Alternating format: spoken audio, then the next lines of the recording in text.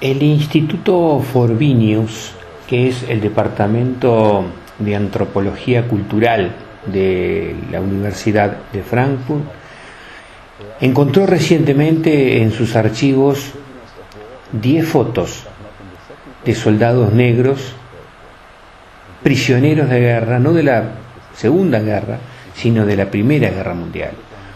Fotos de fuerte realismo que motivaron la exposición que en este momento se está desarrollando en el Museo Histórico de Frankfurt.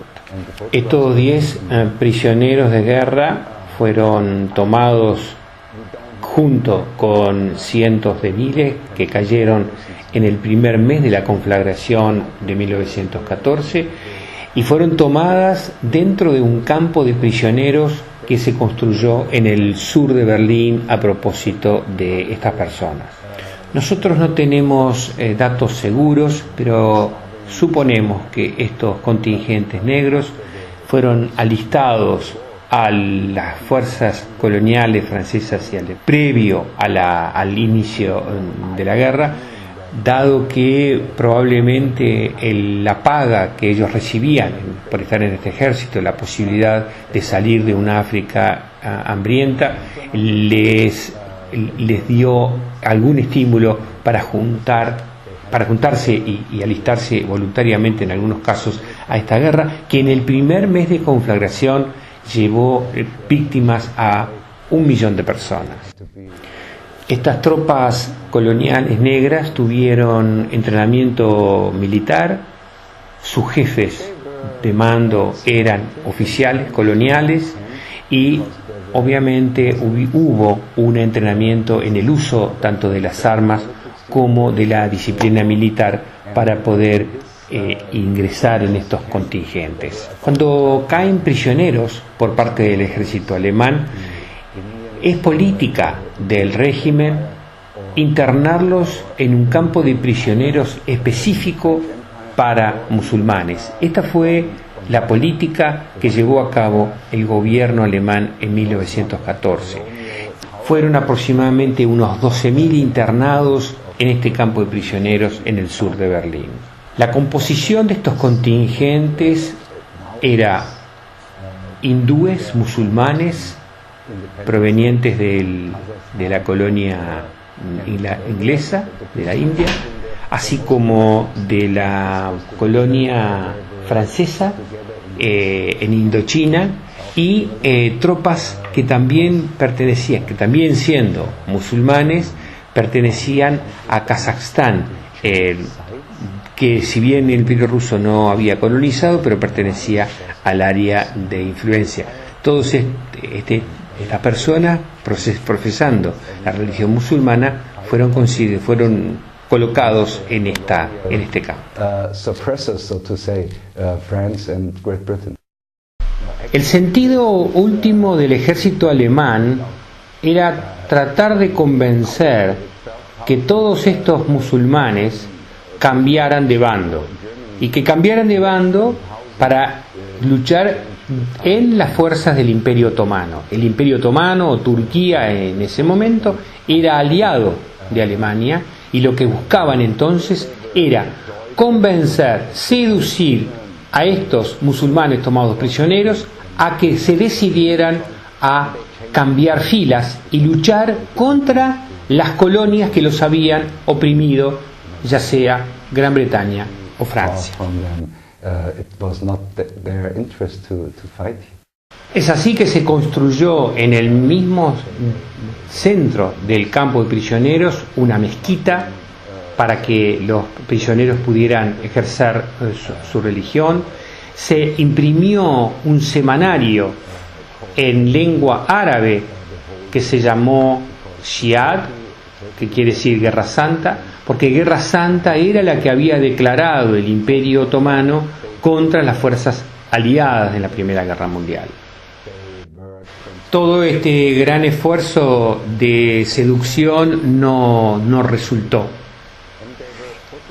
Muchos de estos prisioneros fueron transferidos luego a campos de prisioneros en Rumania. En el caso de estas 4 fotografías se saben sus nombres, porque en Rumania sí los académicos anotaron los datos.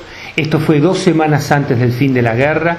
Estas 4 personas vuelven de Rumania, de los campos de prisioneros de Rumania, vuelven a Francia y a Senegal, de donde era su origen. Estos académicos manejaban teorías de las cuales las personas estaban categorizadas según sus medidas craneanas, la altura de sus personas y de los colores, diferentes tipos de tono de color de piel. El plan no resultó exitoso. De hecho, de los 12.000 internados en este campo de prisioneros, aproximadamente 1.000 cambiaron de bando y se pasaron a filas del ejército del Imperio Otomano, y la mayoría fueron desplegados en los frentes de Palestina y del área de la Mesopotamia. Este proyecto de propaganda alemán comenzó muy temprano, en 1914, y con un muy mal antecedente. En la invasión que las tropas alemanas hacen a Bélgica, país que había declarado su neutralidad, incendian y destruyen una biblioteca en la ciudad de Leuven, en Bélgica, perteneciente a una universidad de 600 años de historia. Este pésimo antecedente le genera entonces a los estrategas la idea de generar una contrapropaganda, y esa era justamente la de mostrar al mundo cómo las potencias coloniales francesa y británica utilizaban a los pobres negros de sus colonias como carne de cañón para los frentes de batalla. Salvajes son los aliados, decía la propaganda alemana durante toda la guerra, utilizando este argumento de las tropas africanas alistadas en los ejércitos. Pero en realidad ya se empezaba a ver lo que luego será el profundo racismo que se desata en la Segunda Guerra Mundial, porque estos negros eran despreciados por la Alemania en aquel momento, considerándolos salvajes, animales, cosas. Hay una profunda ambivalencia en estos sentimientos, porque por un lado miraban a los negros y al África con una fascinación de una tierra diferente y extraña, pero al mismo tiempo había una fuerte discriminación y considerados los negros africanos como salvajes. Después de la guerra, Alemania fue ocupada por tropas en las cuales, dentro de los contingentes belgas, franceses o británicos, había tropas coloniales africanas. Y ahí aparece una segunda oleada de este sentimiento racista, considerando que esta invasión del terror negro en tierra alemana era una afrenta para el orgullo y la cultura alemana. One of the reasons why there's always a kind of distance to the black people who are now living in Germany.